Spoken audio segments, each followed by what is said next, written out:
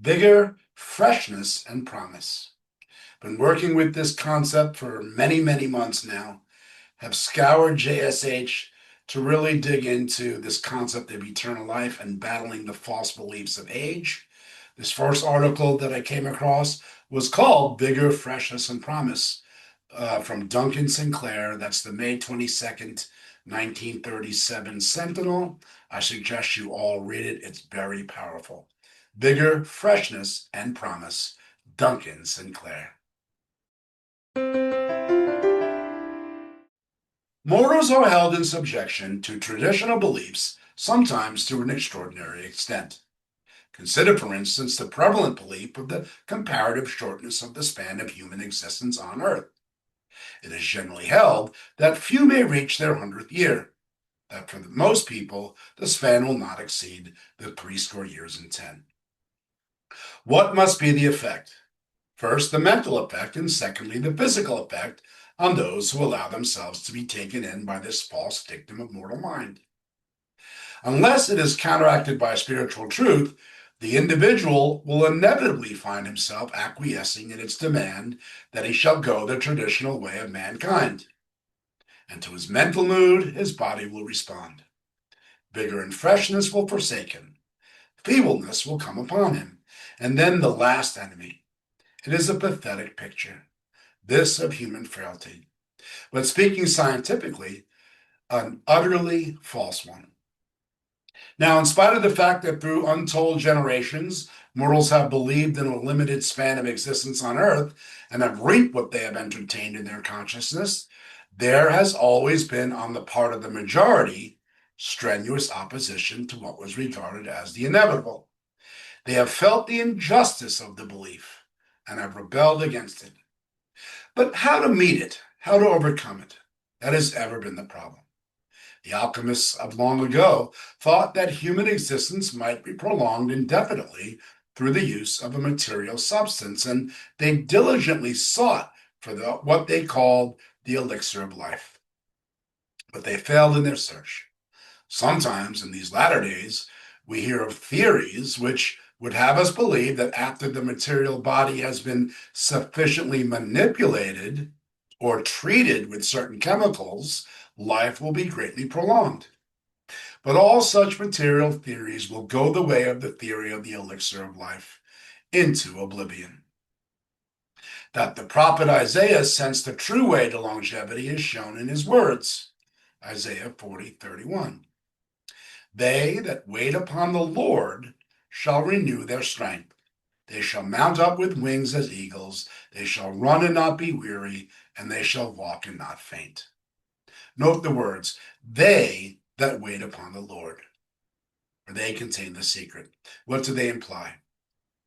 That we must first of all gain an understanding of the Lord, that is, of God or real being, and then be faithful in the application of our understanding.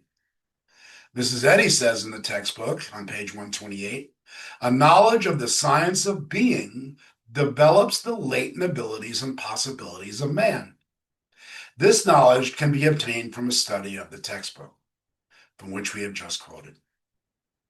In conjunction with the Bible, the study, if honestly pursued, will in all probability revolutionize the thought of the student. It will show him that man, the real man, is not material, but spiritual.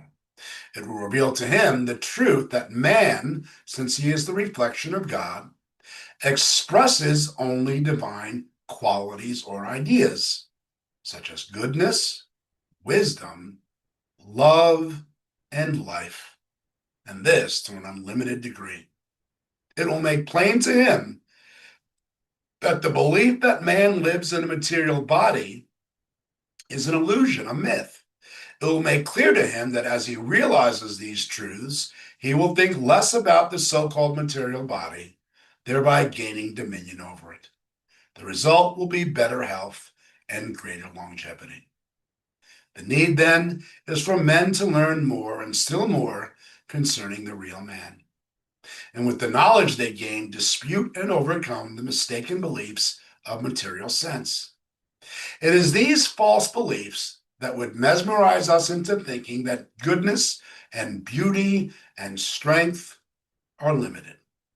It is they that would argue against the eternality of man's existence. It is they that would convince us that just when we are reaching a measure of maturity, when through self-discipline and experience, we have reached the point when we should be of most value, that then we should lose our promise, our freshness, our strength, and begin to decline.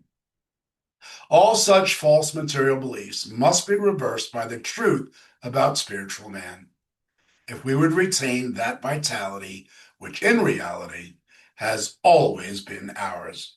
Our leader said on page 246 of the textbook, except for the error of measuring and limiting all that is good and beautiful, man would enjoy more than 70 years and still maintain his vigor, freshness, and promise. What will a full awakening to the truth of real being mean to mankind? It will mean the overcoming of the belief that matter or evil is real, the victory over material sense, the mastery over all the difficulties attendant upon a material sense of existence. It will mean increased vigor, freshness, and promise. The destruction of the 70 fallacy. The following from pages 218 and 219 of the textbook answers the question better than could any words of ours. When we wake to the truth of being, all disease, pain, weakness, weariness, sorrow, sin, death will be unknown, and the mortal dream will forever cease.